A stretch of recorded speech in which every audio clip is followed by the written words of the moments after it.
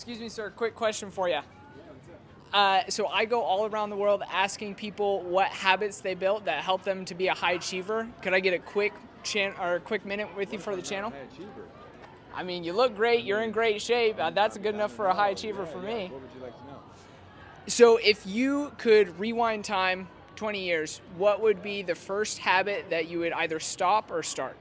I think you want to start, if I could rewind, I would start being more committed to acquiring like skill level for what I was doing to get me like higher levels of earning potential in my career and just like mastering the skill set. So I think that's the most important. I think people like wait till they get a little bit older to like, oh hey, maybe I need to be serious about my career, what I'm doing, maybe I should learn how to do it better.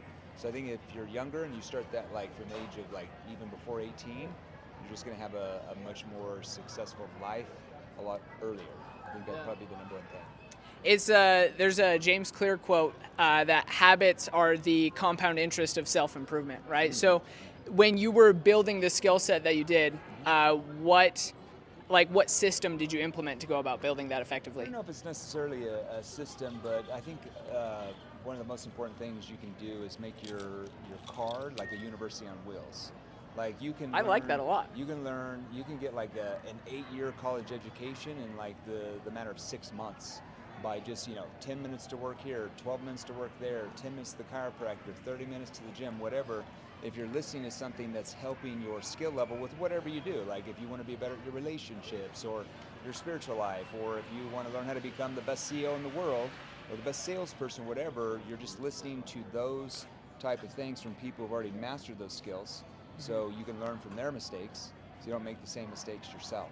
And by that point, you're just going to be far out ahead of everybody else. Just listen to music or some cool stuff, or some, the news or something like, which doesn't help you earn anything. What would be a source that you would recommend? Sounds like you've got a few. I mean, it depends on what you're looking for. So let's say if you want to become the best CEO, who's the best CEO that you follow on social media? Maybe you're an Elon Musk fan or a Warren Buffett fan or an Oprah fan or whoever, and you want to follow them and Tony Robbins or whatever, and just really acquire the skill sets and things that they've learned so you can learn those things yourself. That's awesome. Yeah? Good? Can I ask one more question? Yeah.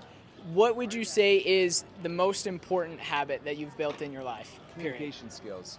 Your communication skills determine where you go in your life because everything is communicated. You're selling every day. Even if you don't have a sales job, you're out selling your ideas. You could be an employer who wants to get your employees to follow you in your vision of where you want to take your company. You're trying to persuade, you're trying to influence, you're trying to move others. You could be an employee trying to convince your boss to give you a pay raise.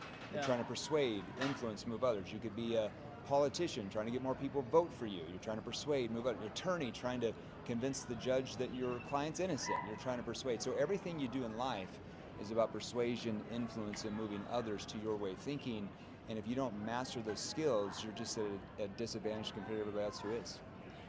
For someone who's watching this and is like, okay, I need to get better at my communication skills, what would be like the number one thing that you would start here? That's a big question. Find somebody who's mastered those skill sets themselves and, buy their training, buy their courses, whatever, and really commit to mastery. I always say there's 4 types of people in life. There's those who wing things, the wingers.